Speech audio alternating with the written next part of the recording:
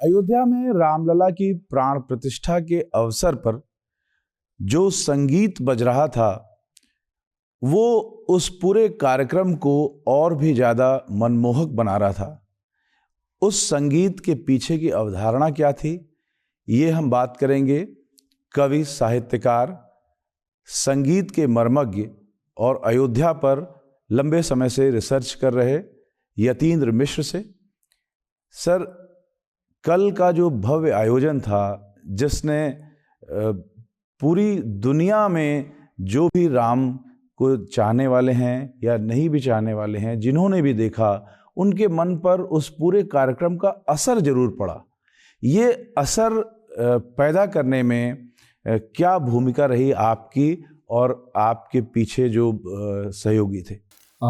मैं बहुत विनम्रता से कहना चाहूँगा कि ये बड़ा भारी सवाल है और मेरी कोई भूमिका नहीं रही। ये भूमिका सिर्फ रामलला की है कि असर पैदा हो गया। मैं बार बार ये बात कह रहा हूँ लोगों से, कुछ भी संगीत ना होता, लोग शांत भी बैठे होते तो वैसे ही वाह विवल होते। ये अलग बात है कि संगीत उनके हृदय को छूता है तो उन्होंने कनेक्ट महसूस किया, जिसके लिए मैं सारे लोगों का आभारी हूँ जो वहाँ मौजूद रहे या डिफरेंट माध्यमों में जिन्होंने इसको सुना और देखा।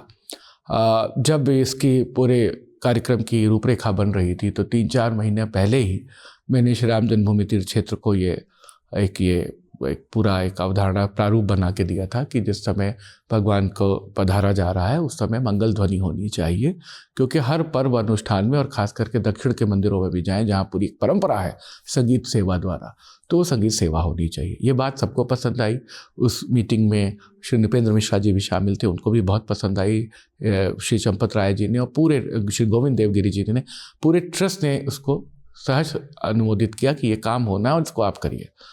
जब ये काम मुझे मिला करने के लिए तो मुझे लगा कि भगवान राम सबके हैं, किसी भी जाति, मजहब, पंथ, विचार, किसी भी अलग सैक्ट से अलग, वो तो एक तरीके से करुणा सहोदर जैसी उनकी छवि है, मर्यादा पुरुषोत्तम है। भारतीय संस्कृति जिन 2 बड़े ग्रंथों पे टिकी है, रामायण और महाभारत, तो राम जी की तो बात ही निराली है।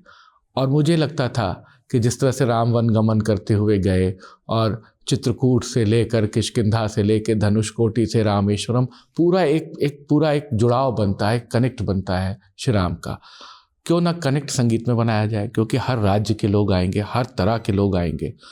तो फिर मैंने एक सूची बनाई और हर राज्य के प्राचीन वाद्य जो मंदिरों में बजते थे, कोई भी आधुनिक वाद्य, कल कोई भी सिंथेसाइज़र या इलेक्ट्रॉनिक गिटार या परकशन की कोई ऐसी चीज़ जो इधर की अवधारणा है पिछले 100 सालों की, वो हमने उसको शामिल नहीं किया उसमें। तो फिर इस तरीके से 25 बहुत ही खास बात है दर्शकों के लिए जानने योग्य जी कि कोई भी आधुनिक वाद्य उसमें शामिल नहीं था उस मंगल ध्वनि में।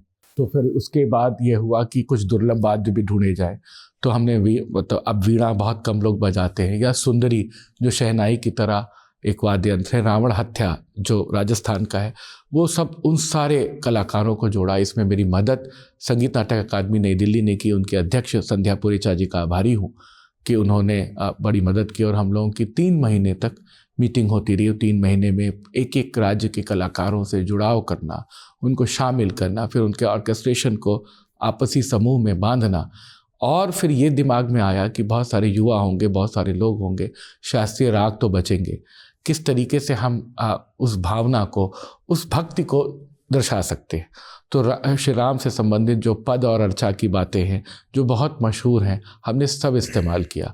श्री रामचंद्र कृपाल भजमन का इस्तेमाल किया गया। पायो जी मैंने राम रतन धन पायो, जैसा जब भगवान का प्राकाट्य हो रहा था तो पायो जी मैंने राम रतन धन पायो की धुन बजी, और जब आरती कर रहे थे प्रधानमंत्री तो उस समय श्री रामचंद्र कृपाल भजमन बजाया जा रहा था। जिस समय बिल्कुल वो एक क्रिसेंडो था, जब एक पीक पे पहुंचा भगवान के भावातिरेक का मामला, और जब पहली बार पट खुले तो उस समय रघुपति राघव राजा राम, पतित पावन सीताराम, ये 2 पंक्तियों का गायन तमाम सारे कलाकार कर रहे थे और भाव विह्वल हो रहे थे। अनुराधा पौडवाल जी बिल्कुल विचलित हो गई और पीछे हट गई गाते गाते। हरिहरन जी के आंखों में आंसू, तो हरिहरन जी थे, अनुराधा पौडवाल, सोनू निगम, शंकर महादेवन, मालिनी अवस्थी, कैलाश खेर और बाद में अनवर खान साहब, मंगणयार, वो सब शामिल थे। ये सारे लोग मिल करके ये सब लोगों ने रघुपति राघव किया, तो बहुत अद्भुत रूप रख दिया। अनवर जी बाद में शामिल हुए, उसके बाद उन्होंने 2 भजन गाए। और तो ये एक बात थी। तो फिर हिंदू मुस्लिम सब शामिल थे, सब शामिल थे। और मुझे लगता है कि कितने सारे मुस्लिम कलाकारों ने, मुस्लिम वाग्यकारों ने पद और बंदिशें लिखी हैं श्री राम के स्तुति में। तो ये एक बात थी।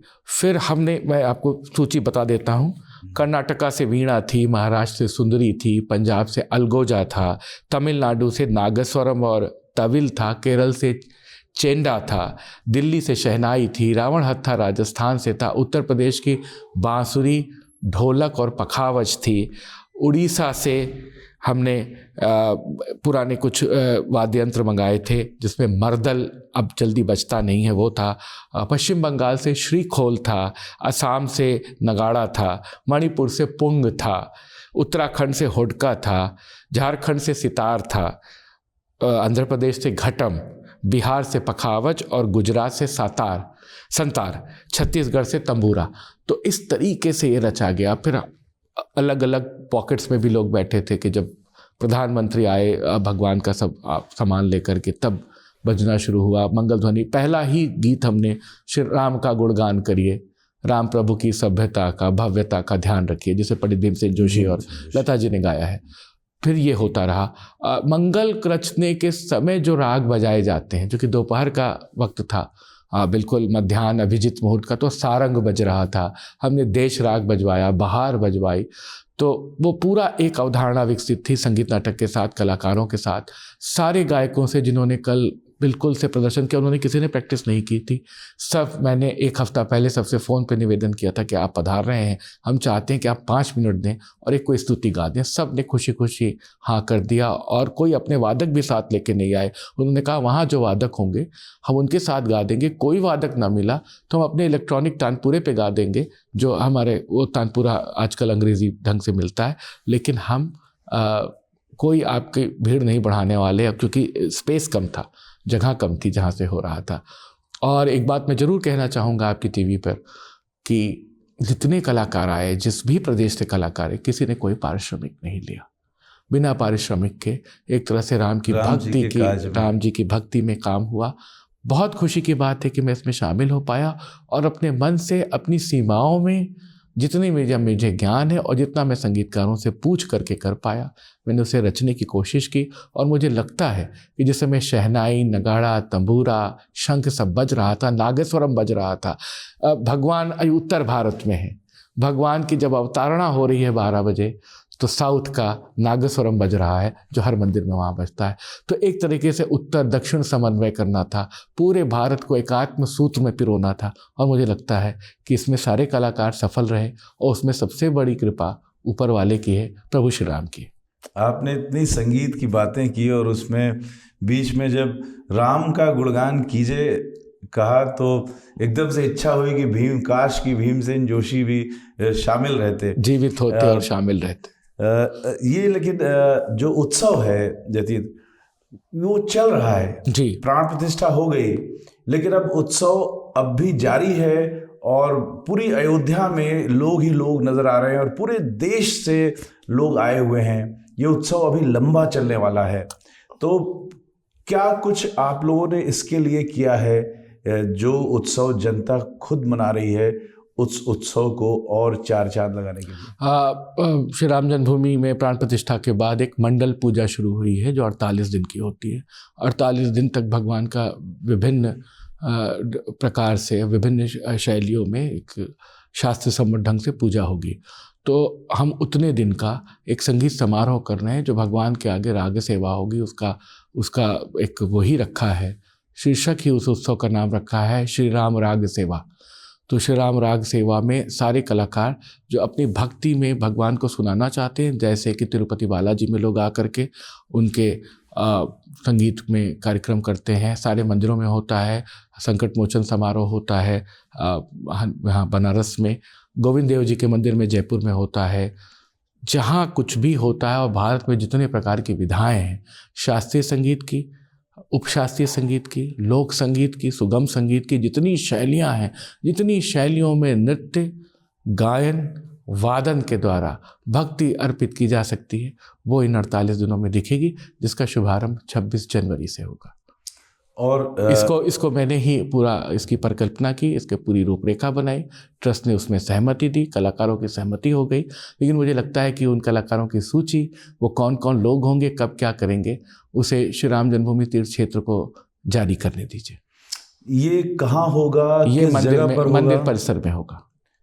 कितने लोग आपको लगता है कि उसका? नहीं, ये सबके लिए है, मतलब दर्शन चलता रहेगा, पूजन चलता रहेगा, वो कार्यक्रम चलता रहेगा। कितने बजे से कितने बजे तक? वो दोपहर 3 से 5 होगा। 3 से 5 होगा प्रतिदिन दोपहर 3 से 5 होगा। तो ये जो पूरा भव्य आयोजन है, ये उत्सव है, इसमें पूरे देश के लोग शामिल हो सके। आप लोगों ने, पूरे ट्रस्ट ने जो संगीत का आयोजन किया है, वो भी हम दर्शकों से चाहेंगे कि उसके बारे में उनको जानकारी हो। आप अब राम मंदिर आएंगे तो ये जो संगीत का कार्यक्रम है, इसको भी आप सुन सकेंगे। और संगीत की बात हो रही है तो आजकल एक गाना बहुत ज़्यादा लोकप्रिय है, मेरी झोपड़ी में आएंगे राम। तो मैं उम्मीद करता हूँ कि हम सब के दिलों की झोपड़ी में राम अवतरित होंगे और हम मर्यादा पुरुषोत्तम राम के रास्ते पर चल सकेंगे। ये भाव लेकर के हम राम जी का दर्शन जितनी अधिक बार कर सकें, उतना ही बेहतर है।